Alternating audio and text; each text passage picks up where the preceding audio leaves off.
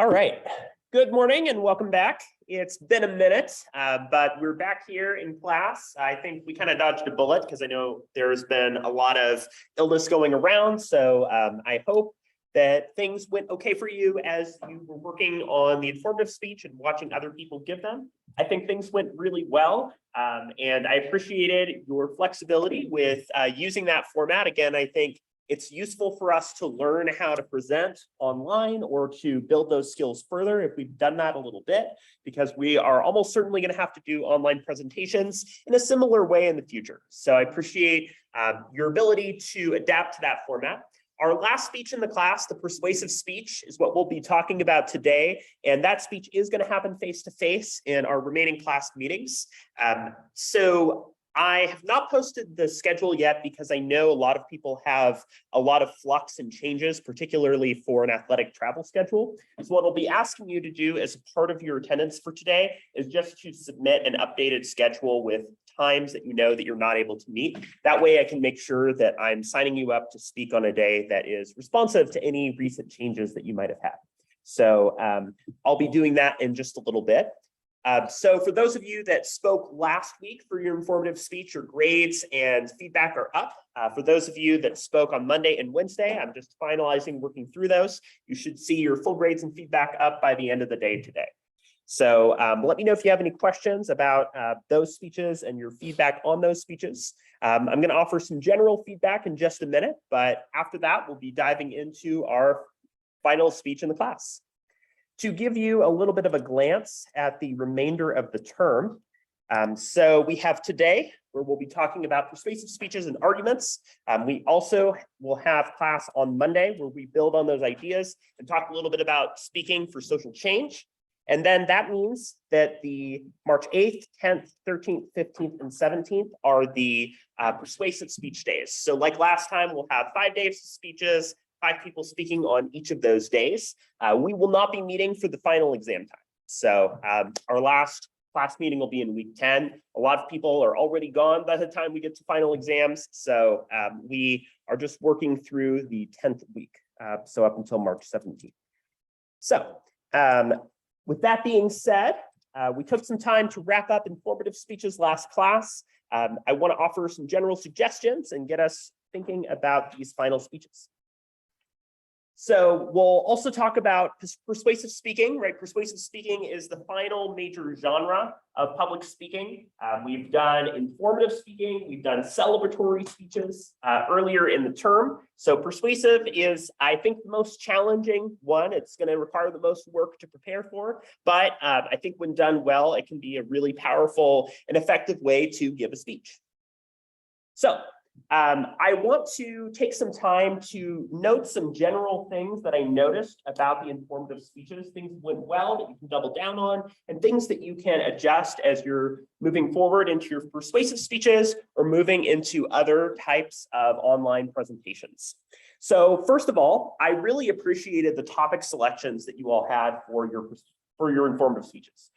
Talking about things such as glaciers, talking about the eastern fox squirrel. A lot of people chose topics that they were personally invested in, that they really cared about and were interested in, and that passion and interest really showed, right? Informative speeches sometimes get flack for being boring, but I think bringing your enthusiasm to the table is a great way to offset that. If you're excited about something, you get the audience excited about that too. I also appreciated that you all really stuck to the genre, right? Sometimes an informative and a persuasive speech kind of mix a little bit. So I appreciated that you focused really squarely on educating us rather than trying to make a structured argument to convince us to adopt a different belief, right? Knowing the difference between those and knowing when it's appropriate to focus on information versus persuasion is something that I think is really important to know going forward. And I also felt that overall, people did a great job of adding supporting content onto their main points, right? Using examples, using evidence, using visual aids and other components to enhance the speech. I thought added a lot of meat and content onto the speech in a way that really built off of what had been done before. So some things to think about and work on, some specific to presenting online and some more general. One thing is that Oftentimes when you're presenting with a visual aid or presenting online, it can feel like time is a bit more nebulous and it can be easier to go over time. You've probably been in a lot of presentations that went for a really long time online. So what I encourage is to really check, like time yourself, use a phone or have like a timer in the corner as you're working through, because oftentimes we go a lot longer than we think we do in online presentations. So I encourage you to really try to focus on getting those things down, since it can be harder to get people's attention and interest online, really trying to get things as crystallized and pared down as you can for the time constraints that you have. I think it's really important. There were a number of speeches that went over time, some in like the 8.5 range and others up to 10 minutes. So be careful about your use of time in these kinds of speeches when you're presenting online. I also encourage, a lot of people were able to use tech well, but I really encourage you to do a tech check ahead of time. I gave the option to join the Zoom room ahead of time so that you could use that space and check in about how that worked, or use the option of testing out Zoom Link for yourself and creating your own room. There were some cases where folks were not able to share their screen or get material working. So I encourage you to have that and have a backup option, right? For example, sending the slides in advance so that the host is able to use those if something goes wrong, including captions when you're using a video. Those are things to continue to work on to make sure that you've covered your bases so that tech issues don't add to time when people are presenting online. Another thing that I think can be universally applied is working on verbal integration of sources from outside material. There's some speeches that did this effectively, but remember that you are including outside sources. And when you're including those outside sources, I encourage you to verbally cite and reference those sources. So you might say, the CDC in a report in 2020 stated that, right? So include the name of the source, and oftentimes including the year is a good way to add that content into your speech. Otherwise, we're not sure where you're getting that information from, and adding verbal citations as you're giving the speech is a great way to add to your main points. One last thing to think about is, while you don't necessarily have to do this, moving a little bit away from the camera and standing while you speak online can help your speech be a lot more dynamic, right? Giving yourself a bit more distance from the camera can allow you to gesture and present in a more dynamic way. So that's something to consider going forward as well. So general things I noticed about the informative speech. Again, I thought these speeches were overall doing a great job of providing us with information and insights.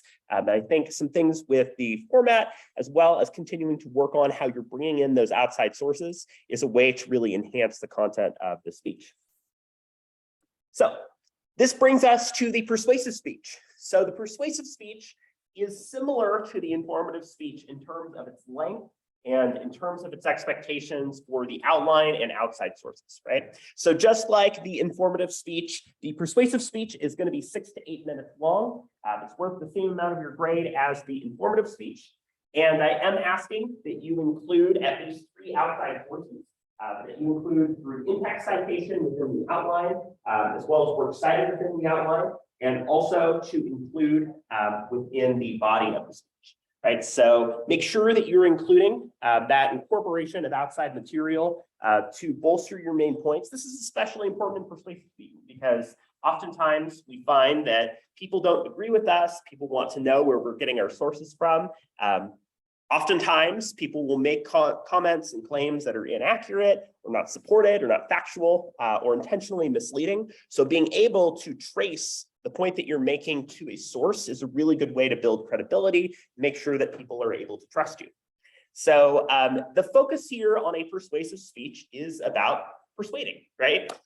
So the goal is that at the end of the day, your audience is moved, right? They have to take a leap. And it's a bit of a Goldilocks situation because on one extreme, you don't want to give a persuasive speech that is all about a topic that's so controversial and heated and is based off of deep-seated values that people have that there's no way that anybody is going to have their opinion changed over the course of the speech, right? So I never want to censor you in the topics that you choose to give. But giving a topic about politics and why you should affiliate with a particular party or candidate giving a speech about religion, why you should adopt a particular religious or spiritual view, or addressing a very hot button controversial issue, things such as abortion and gun control. I'm not saying that you can't have a speech about those. What I am saying is that if your goal is to persuade and get us to have a leap of faith as an audience, that's going to be difficult to do with those types of speech topics, right? On the other end, right, sometimes there's a topic that is largely agreed upon by your audience. So for instance, doing something like recycling. Well, a lot of us can agree that recycling, when you can, is a good thing to do. There's not much of an argument that you have to make for your audience.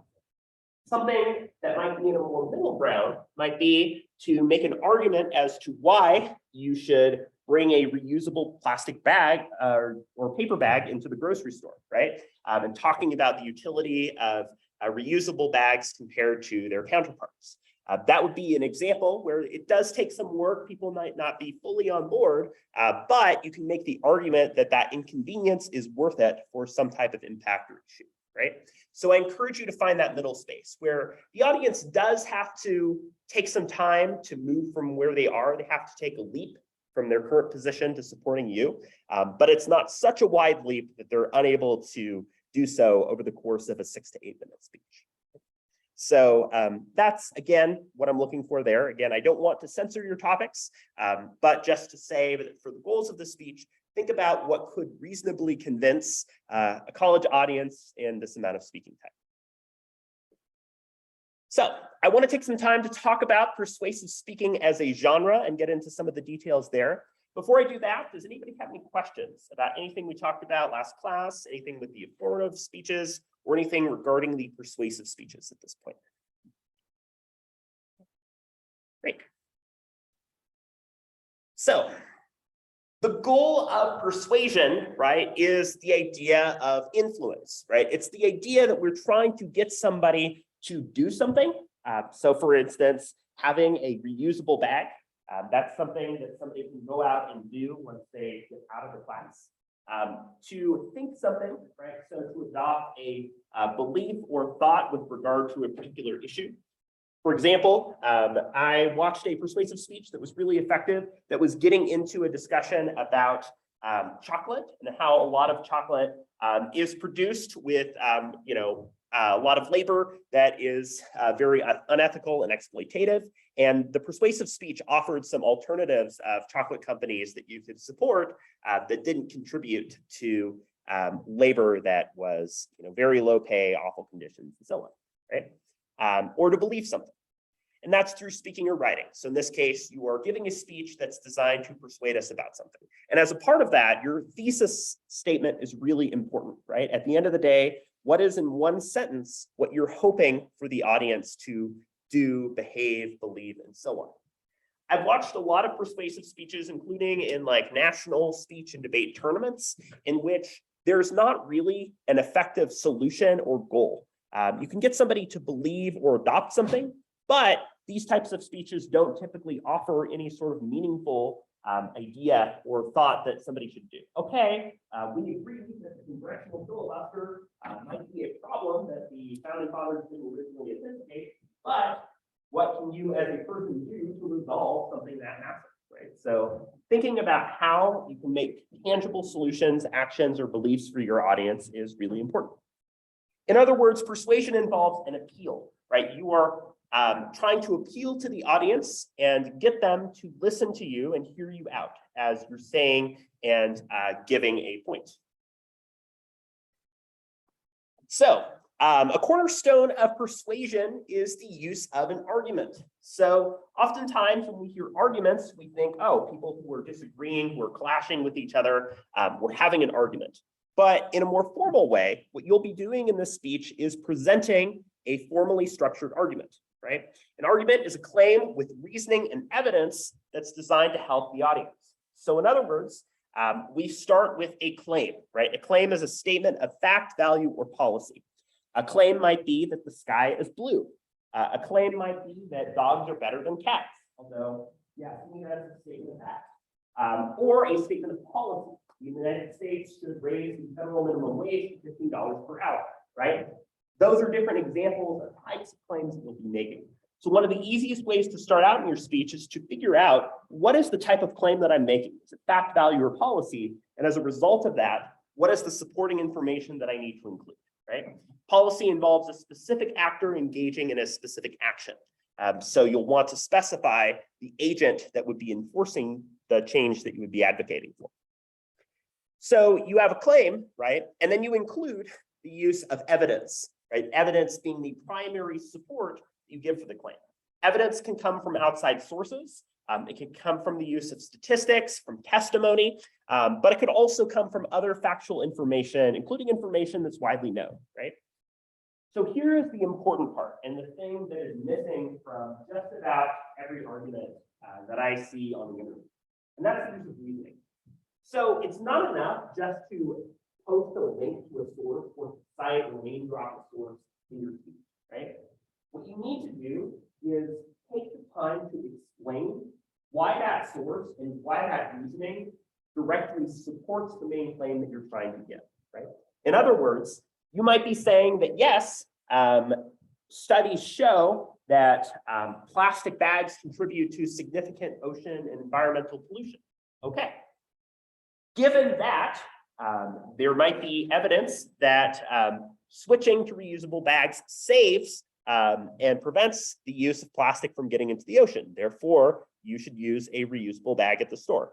So you're providing an explanation of what that evidence is doing to support your overarching argument. So that's something that's really important to make sure you're explaining in your speech, is the evidence doesn't speak for itself. The evidence is supplementing and providing the basis to make your argument, right? It's about your voice and your perspective and using evidence in such a way that it helps you to make that voice be heard. One of the key ideas here is that persuasion and the use of a persuasive speech is about trust. It's asking somebody to change their views and their perspective because of the work that you've done in order to give and to deliver the speech.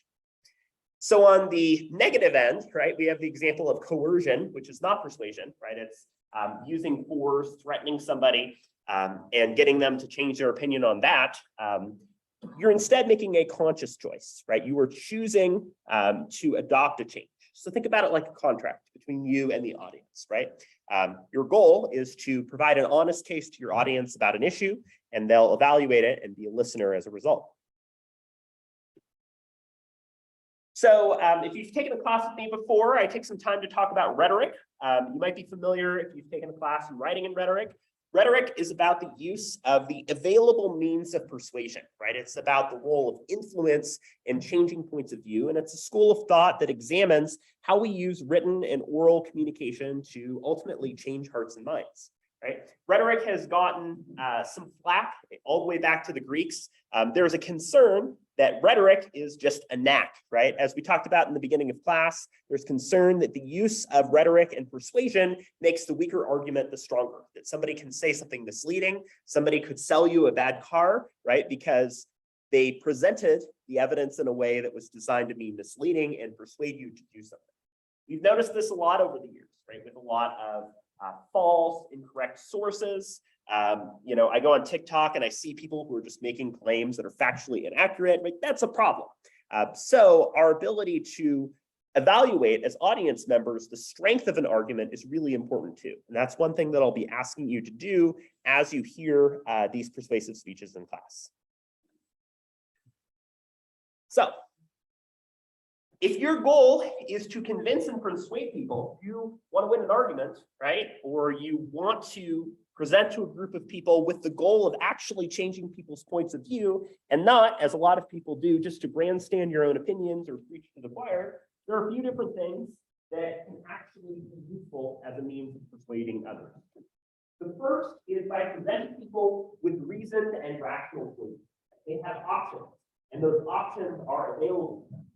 If you were going in and you were talking about how everybody should go to Harvard, right? Well, there's a lot of economic privilege and other types of privilege that comes with being able to even consider going to Harvard, right? So that wouldn't resonate well with an audience of high school. But talking about how somebody can focus on developing good extracurriculars and being a well-rounded student that helps them for applying to college would be a good one, because making those choices would be within the realm of things that people could do. So what you want to make sure that you're thinking about as you're evaluating and analyzing your audience is, are the things that I'm asking them to do or believe things that they could reasonably do? So that's a really important thing to start out with, is reasonable choices. And that's part of why a lot of those deep-seated and politically heated topics are very difficult, because we don't necessarily have the ability to make a reasoned choice on long-held convictions that we've had. Changes in our best interest, right? So if you think about this, like frog in a boiling water, right? You're telling the frog to jump out, stop doing this thing, or start doing this thing that will help you significantly. Maybe you're talking about how, even as a college student, investing, even if it's $5, can be a good thing to do.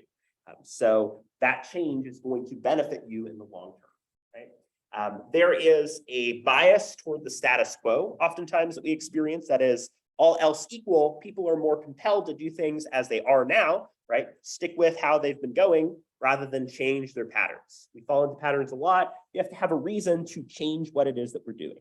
So if that change is beneficial to us, that'll be a good motivator for a good speech.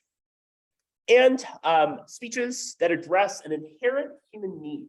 You want something, or you need something in your life, and this speech is going to show you how to get it. You don't want to bite off more than you can chew, but offering a speech that is addressing a significant concern your audience has, and explaining how that concern can be resolved is a great way that you can use the persuasive speech structure.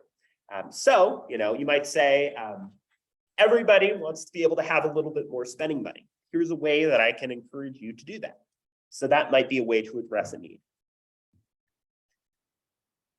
We also have what are known as emotional appeals, right? So we talked earlier in the class about the idea of ethos, pathos, and logos.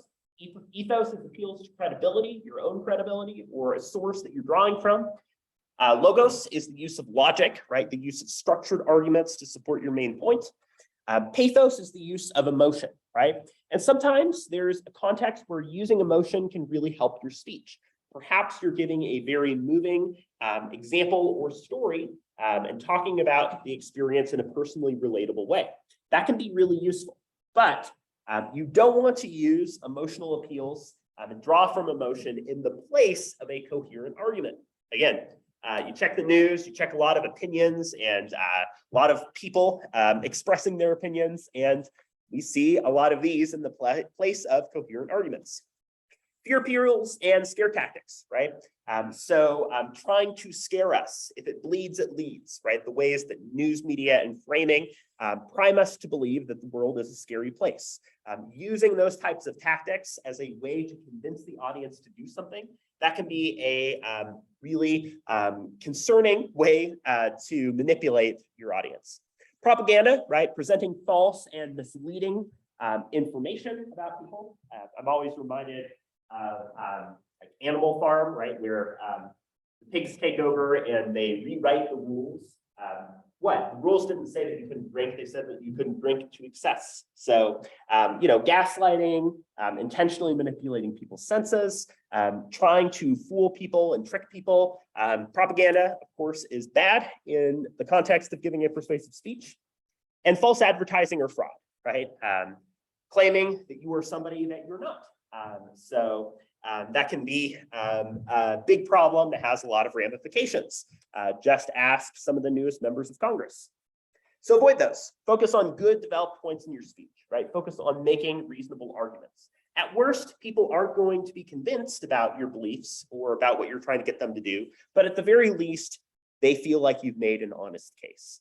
Right? There are a lot of people with whom we can agree to disagree. We might not agree with what they have to say, but we know that they are going to be presenting a reasonable argument, and we're more likely to trust them and perhaps be persuaded by them in the future. So when it comes to making an argument, right? In competitive debate, where I spend a lot of my time coaching and being involved, right? There's a focus on winning. You have the affirmative, the opposition team, and at the end of the day, the judge has to decide on who won the debate. But that's not your goal here, right? It's not necessarily about winning an argument for a speech. It's about negotiating and drawing a connection between yourself and your audience. So rather than trying to get them to adopt a belief, to change their attitudes, we focus on developing a genuine connection with the audience and using that connection to help build off of the points that you're giving. So one way we can do this is the use of logic, right? So logos is one of the three major appeals, and the use of logos is providing a basis by which we can make good understanding of the issues and make decisions in our lives, right? So going back to the Greeks, a lot of them thought that ideally all we would have is logos, that we would be people who would be driven by logic, not by emotions or by the credibility of people, because everybody would be trustworthy, would all be logic, right?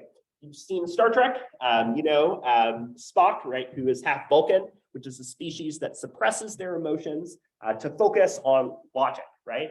And as we know from him and other Vulcans, that doesn't always work. Sometimes emotions and feelings get in the way and make things a lot trickier. So we're human beings with emotions and feelings, but logic is a good way to help us to make good points. We include the use of deductive reasoning, which is deducing or making a conclusion on specific things using some general principle or idea, right? So for instance, we might say, I really like Mexican food, so I will really like going to Raul's, right? So using a general idea or belief that leads you to a conclusion. Another way to go is the opposite, right? Is inductive reasoning. So you might say, I really like Raul's, it's really good food, so I must like Mexican food, right? So making a more general claim based on a specific example would be the opposite, inducing. And then we have a syllogism, right? So it's reaching a conclusion based off of a major and a minor premise. And that can be one of the most fundamental ways to persuade people about something, right? Because ideally, the premises that you're suggesting are things that people already believe to be true. You're just presenting that information. Okay. Classic example is major premise, all men are mortal. Minor premise, Socrates is a man. Conclusion, C, therefore Socrates is mortal, right? So we know based off of the two claims that are being made, we can reach a conclusion that connects to them, right? One way that you could do this in a speech would be to say something along the lines of, we agree that environmental pollution in the ocean is destructive. Plastic waste from bags contributes to environmental waste. Therefore, right, you should reuse plastic bags, or a minor premise being that reusing bags can reduce waste, right? So leading people to a conclusion based on things that they already believe is a really good way to use persuasion effectively, right? The syllogism can be a good guiding force, and you don't have to follow it to the letter, but you're bridging ideas that already make sense to people. So if we are thinking a little bit more broadly about the structure of an argument, one way we can do this is through the use of the Tolman model. So the Tolman model is a way of thinking about a much broader structure that we can put to a specific argument, right? So we already talked about the claim, right, which is the main point that's being made. We also talked about the warrant or the reasoning. That's what's bridging together your evidence or grounds from your major claim. And then the grounds being the major evidence or supporting details that you're given, right? You hear barking and howling in the distance. Dogs are animals that bark and howl. Therefore, there are dogs nearby, right? That's the basic evidence, reasoning, claim, grounds, warrant, claim. But there are a few things that we can add here, right? One of the things that we can add is a rebuttal. So a rebuttal identifies when an argument is incorrect. One of the ways that you can structure your arguments effectively is to provide a reasonable scope. Sometimes presenting a counter argument to your own argument or constraining when your argument is true is actually a beneficial thing to your speech because it preempts and predicts what audiences might say against your speech. And it also shows that you are able to constrain when your argument is true. For example, reusable bags. We can agree that reusing bags in grocery stores is a good thing. However, there are some times when you shouldn't. In particular, right, with COVID-19, there were a lot of stores that did not allow you to reuse bags because that was seen as a risk of contaminants and of spreading COVID or other related sicknesses to people who were working at the grocery store, right? So that would be a good rebuttal, right? That would show us a situation in which reusing bags is not a good idea, right? So helping us understand the scope of your argument by even making a claim against your argument or helping us to shape when your argument is true a little bit more can actually be a good thing. There's also a qualifier, right? A qualifier is generally a statement that indicates the scope of your argument. When is your argument correct or incorrect, right? So a qualifier might be most of the time or sometimes or, and you should be very skeptical if you hear a speech that says always or never, because oftentimes there are exceptions to always or never outside of pretty limited circumstances. So you might give a scope by saying most of the time you should reuse a bag, unless safety precautions mean that it's not good to reuse bags. And then backing can be further support for claims or warrants that you give. So for example, in this case, you know your neighbor Tom has 2 large German Shepherds, which are dogs that are animals that bark and howl. Therefore, you have some dogs nearby, right? So you might provide further evidence that helps us to understand the point that you're making.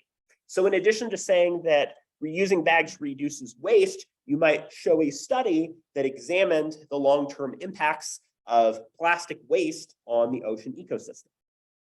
So think about this as presenting a structured way of looking at an argument. Another way of thinking about this is to think about an argument that you're giving in a speech like a bow and arrow, right? The easiest way you can think about this is think about the point of the arrow. That's the point of your speech, right? That is your claim. It's the thing that you're trying to get to hit the target. What is the belief or thing we're asking somebody to do, adopt, believe about themselves, or so on, right? We could think about the grounds or evidence as like the feathers, right? The feathers in the back that help keep the arrow together and keep it on track. It's the main thing that's making sure that the arrow shoots straight so it doesn't just tumble over and collapse under the weight of the claim, right? So using the feathers as your evidence is a good way to back up your argument. You could think about the reasoning as like the rod, right? Or the material that's used to bridge together the point of the arrow from the feathers in the back. It is the glue that's holding together the point that you're trying to make with the evidence that you're using to support that point, right? We could take that even further if we wanted to. We could think about how something like a qualifier or rebuttal is kind of like how far we draw back the arrow or how close to the target we're trying to hit it. But think about it like a bow and arrow, right? Think about how you are using a claim and using that supporting point to fire that arrow and hit your target to convince the audience. So this just goes over some of those points that I mentioned here, right? Providing an overall claim, providing evidence or ground, which is the main support for the claim, providing a warrant that's linking those things together, providing qualifier, backing, and reservation to help us to understand and sort of identify the scope of the argument and when that argument is correct. Claims can be fact, value, or policy, as mentioned, right? Fact is a statement that's true about the world. A value is something that we should hold over something else. And policy is a specific actor who should adopt a specific action. One of my favorite things to talk about is what are known as arguments gone wrong or logical fallacies. So chances are that in your life, you have heard a lot of bad arguments, arguments that were presented or phrased poorly, or you have been guilty of giving an argument that has not been well supported or evidence. So there are a variety of different things you can do to identify and avoid some of these logical fallacies, right? So one of them is an ad hominem fallacy. An ad hominem is when you are attacking a person and making a claim about that person's character rather than the argument that the person is making. I've been seeing, it's incredibly silly, going around on the internet, like on YouTube. There's apparently AI generation that's actually like approximating the voices of Obama, Biden, and Trump, and they've been doing that like AI voices to do like a whole bunch of silly stuff. And watching those videos or hearing those videos and audio, they are using a lot of ad hominems. They're using name calling, they're using insulting, they're making fun of each other, right? When you attack the person rather than attacking the arguments that they're making, not only does that bully and hurt the credibility of yourself as a speaker, but it's not getting at the heart of what that person says, right? Because perhaps the person you're disparaging has a point.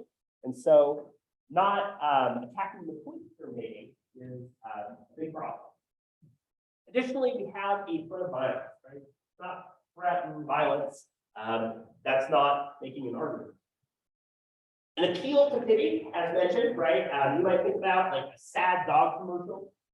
Maybe it's like the ASPCA, they got like this footage of dogs in cages and it's incredibly sad and they have like sad music over it. That would be using pity to try to get people to make an argument in favor of something, right? Pity and the emotional impact can be a part of your point, but should not be in the place of the argument that you're making. There's also what's known as bandwagoning or appealing to popularity. Just because something is popular does not mean something is good or correct, right? So call this the hipster fallacy, but oftentimes we are drawn to believing things that might not be correct just because other people believe them or think that they're correct too, right? Or you play like the game of telephone where somebody tells you something is true and you believe it and it's not. So appeal to popularity is making an argument because other people believe it too, but think about it like lemmings off a cliff. Non sequitur is presenting something that's completely irrelevant to your argument and doesn't actually connect to it in any way. Again, you can think about this like question dodging. So if you watch something like a major public debate, that happens a lot when people have questions that they don't want answered. They try to turn it into something else or turn it into their own agenda items that they see as important. Red herring is when you are presenting a sort of false solution or conclusion to an issue, right? So you're diverting from the topic and trying to focus it elsewhere. We have what's known as the slippery slope fallacy. And again, this is one that you see all the time on the news, on opinion pieces, from a lot of people in positions of power, right? And the slippery slope fallacy says, if we do X, then Y will happen, then Z will happen, then this will happen, then this will happen. Think about it like you're on a cliff, right? And if you go down this part, you're going to slide down the entire cliff entirely. So just because you take one action does not mean that that necessarily cascades into taking further action, right? So you might say that we need to reuse our bags now because if we don't do that, then this will happen and this will happen and the entire world will explode, right? You get from point A to point Z without explaining why you got there or giving a good case. And then we have a straw person or straw man fallacy. And this is, again, one of the most common. So one of the challenges of making an effective argument is understanding the points that an opposing side might give. And oftentimes we find that people are making arguments without a particularly full or developed understanding of what the opposition is having to say. So straw person fallacy is when you present an opposing argument in the most sympathetic to you light as you can. Or you present another argument kind of like a straw person, right? Where it's not a real argument. It's a very flimsy argument, right? It's bursting at the seams with straw. It's helping you to look smarter because look at me, I'm refuting this bad argument. Haha, I'm so smart. But you're not actually fully presenting an opposing argument. So that can be a problem, right? Because it doesn't show that you understand an argument that somebody gives if you're not giving that the proper justice and credibility that an opposing argument would otherwise have, right? So you might like grandstand and say, this person wants to completely destroy the environment because they don't want to reuse bags, right? Which is not at all a characterization of people who wouldn't want to use plastic bags. So we've taken some time earlier in the class to talk about different ways of structuring your body points of speeches, right? We've talked about, for instance, problem solution, cause effect. A lot of people have done like a topical style or a temporal style that's like past and future. But I do want to present a couple other models that you can consider as you're structuring the main points of your speech. One of them is the idea of Monroe's motivated sequence. So what you do is show attention, Identify a need or problem, satisfaction, visualization, and action, right? So you get somebody's attention, you get them focused on an issue. Hey, did you know that we use this amount of plastic every year that comes from bags? We identify a need or problem. This is causing a significant impact on our oceans. We present the satisfaction of that problem. What if I told you that reusing plastic bags would reduce waste by this amount? We visualize it. Look how easy it is. I even brought my own bag to show you and provide an example here. And then you take action, right? You show what the person needs to do. Perhaps you have a couple of reusable bags of your own that you want to give out, right? So that would be an example of how you use that sequence. You identify the issue, you help to really crystallize it, and it has to be presented as a problem for both you and the audience. If you're not on board that something is an issue that needs to be changed, or you need to adopt a new belief about a topic, I'm not going to follow you to the end, right? So spotlighting a problem, presenting a coherent way to address that problem, and helping us to act is a good way to do that. I should mention as well that for the persuasive speech, visual aids are optional, right? So you can include visual aids if you feel like they'll enhance the points that you're giving in the speech, but you do not need to include a slideshow. You don't have to bring a prop in, but you can, and it might even benefit your speech if you have visual aids that are specifically relevant, like a statistic that you want to display, or something like a prop that you want to give to show us something. So think about if you're able to incorporate visual aids that would support the main points that you'd be giving. Problem solution is pretty straightforward. What is the problem? And what are the things that we can do to address the problem, right? So one way that you could add a third body point to the structure if you wanted to is to identify a problem, identify the causes of that problem, and then identify a solution if the problem is not easily understood. So for instance, the chocolate that we commonly eat is coming from companies that rely on exploitative labor to produce the coffee beans.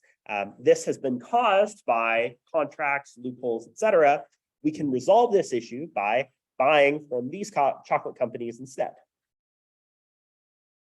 Refutation is less common of a format, but it's a speech that you'd be giving if the focus of your speech is about disagreeing with somebody else's point, right? You explain an opposing viewpoint, the consequences of that viewpoint, and then you contrast that with your own viewpoint on an issue. So for instance, people who reuse bags say that it's for these reasons. However, reusing plastic bags actually has a small impact, and it can be better to do this, like using a paper bag instead. So that might be a way to refute and argue against your points. There's also the idea of comparative advantage, right? And that's explaining why a policy or solution that you present is preferable to another option, right? Such as the status quo, how things are. So for instance, there's been a lot of discussion about something like a universal basic income. You might explain why that is a good policy and better than what we have currently, right? So that would be an example of comparative advantage. So what I would like us to do for your attendance for the day is to take some time on your own to think about this. As you've been hearing me talk about persuasive speeches, what are 2 or 3 ideas that you have for a persuasive speech? You're not tethered to these, but these are ideas that might come to mind when you first hear about it. Once you've picked some ideas here, I want you to think about one of your speech ideas and what is one major claim that you might need to make in this speech? And then lastly, what evidence or reasoning might you need to use to support or supplement that claim?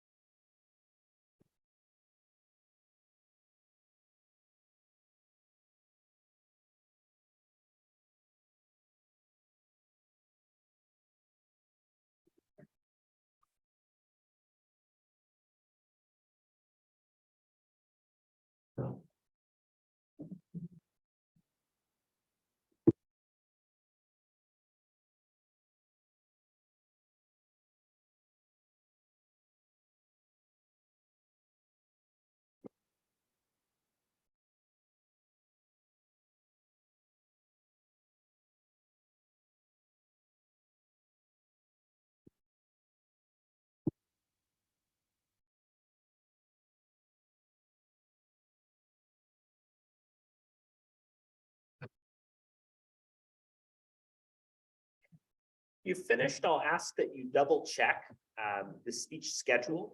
And if you have had any change to your availability, like a class that you will not be able to meet, that's a diversion from your original schedule and restrictions that you set at the beginning of the quarter, include that in your attendance or send that to me through email by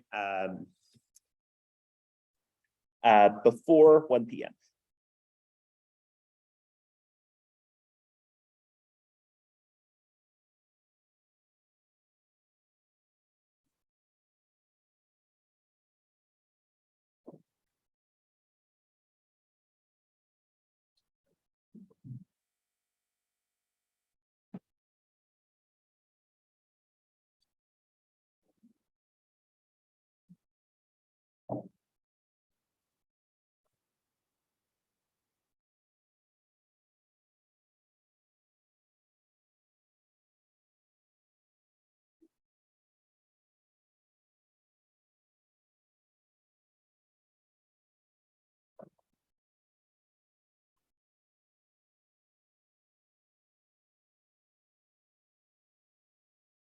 So again, double check the times for the persuasive speeches, which are March 8th, 10th, 13th, 15th, and 17th. If there is a day that you can't make that's a change from what you did in the original form at the beginning of the term, just let me know either in your attendance activity or by sending me an email by 1 p.m. today. And then I will be posting the full speech schedule for the persuasive speeches this afternoon. So to wrap up for today, we talked about some of the roles of persuasive speaking, what it's designed to do and how it can educate us and get us to be moved on an issue, and some of the different styles and structures of using persuasion in an ethical and meaningful way. On Monday, we're going to be looking at more examples of effective persuasive speaking, looking at some sample speeches and talking about the idea of speech to achieve social, political, cultural, and other types of change. So please email or pass forward your attendance activity for the day. Again, please email me any additional scheduling conflicts that you have if you haven't already done so, and have a great rest of your morning. And I will see you again next week.